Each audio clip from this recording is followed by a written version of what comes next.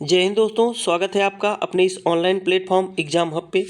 देखिए, एक बहुत बड़ी न्यूज़ निकल के आ रही है बीपीएससी टीआरई 3 को लेके। क्या है उसमें महत्वपूर्ण बातें, उसके बारे में हम लोग चर्चा करेंगे। 9th और 10th का और 11th और 12th का जो रिजल्ट अभी आना बाकी है, उसकी डेट जो है निर्धारित कर दी गई है।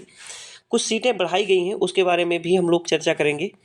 और जो कट ऑफ है, निश्चित तौर पे जब सीटें बढ़ेंगी तो कट ऑफ निश्चित तौर पे नीचे जाने की संभावना है। तो उसके बारे में हम लोग बात करेंगे कि कितनी कट ऑफ हो सकती है, संभावित जो कट ऑफ है, और अब मिनिमम जो नंबर है वो कितने नंबर पे लोगों का सिलेक्शन होगा और टीआरई 4 का नोटिफिकेशन कब तक आएगा, इसके बारे में हम लोग एक एक करके चर्चा करेंगे। अगर हम बात करें 9th और 10th की जो रिजल्ट की डेट है और 11th और 12th की, निश्चित तौर पे सबसे पहले आएगी 9th और 10th की टीजीटी की जो है वो रिजल्ट घोषित की जाएगी। रोस्टर वगैरह तैयार हो गया है और आयोग को भेज दिया गया है। तो इसका जो रिजल्ट का डेट है, अगर 9th और 10th की बात करें तो 10 दिसंबर तक आपको, ये मैक्सिमम डेट है, 10 दिसंबर तक आपको देखने को मिलेगी रिजल्ट 9th और 10th का। 11th और 12th का जो रिजल्ट है वो 12 तक आपको देखने को मिलेगा, 12 दिसंबर तक।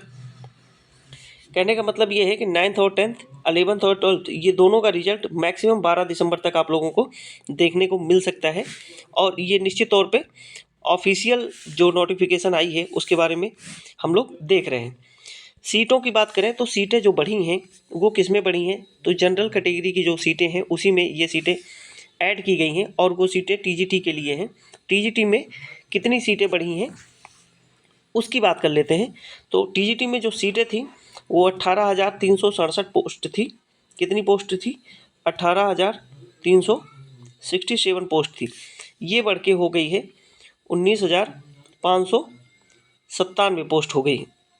तो इसका मतलब ये है कि 1230 सीटें और इसमें ऐड की गई हैं। ये टीजीटी में ऐड की गई हैं, पीजीटी में नहीं ऐड की गई हैं, ध्यान देने वाली बात है। तो ये है कि टीजीटी में सीटें जब बढ़ेंगी तो कट ऑफ निश्चित तौर पे कम देखने को मिल सकता है। जो पिछला कट ऑफ है उसके बारे में अगर हम बात करें, पिछले कट ऑफ को देखते हुए, जो कि पेपर, कुछ लोग कह रहे हैं कि बहुत टफ था, कुछ लोग कह रहे हैं बहुत आसान था। ना पेपर बहुत इजी था, ना ही टफ था, मॉडरेट था पेपर। और जो लोग एग्ज़ाम हॉल में बैठ के पेपर देते हैं उन्हीं को समझ में आता है कि हाँ पेपर टफ था या आसान था। यूट्यूब पे बैठ के एनालिसिस करना, बाहर एग्ज़ाम के हॉल में एनालिसिस करना, दोनों अलग बातें होती हैं।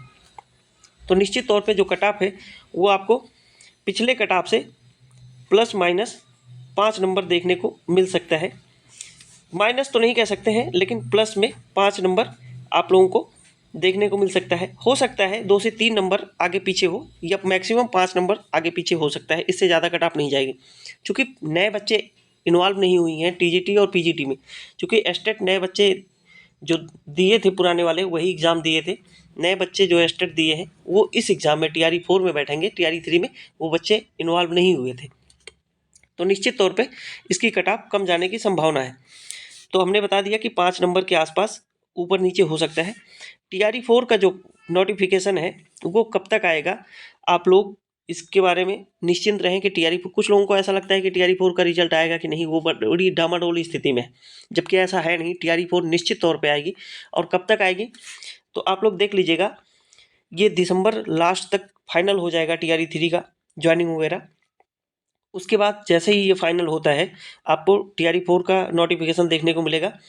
और फरवरी में आप लोगों को रजिस्ट्रेशन वगैरह और ये जो नोटिफिकेशन है दिसंबर लास्ट में या जनवरी के फर्स्ट वीक में देखने को मिल सकता है। फरवरी तक जो है इसका रजिस्ट्रेशन वगैरह होगा, फॉर्म भराया जाएगा। मार्च में निश्चित तौर पे एग्ज़ाम होगा और अप्रैल तक ज्वाइनिंग वगैरह हो जाएगी। तो जो लोग बैठे हैं कि होगा कि नहीं होगा टीआरई 4, निश्चित तौर पे टीआरई 4 होगा और उसके लिए आप लोग तैयारी में लगे रहिए। तो इतना ही आज रखेंगे, मिलेंगे अगले वीडियो में। और अगर चैनल पे नए हो भैया तो चैनल को सपोर्ट करिए, लाइक शेयर सब्सक्राइब करते रहिए। आज इतना ही रखेंगे, मिलेंगे अगले वीडियो में, तब तक के लिए जय हिंद।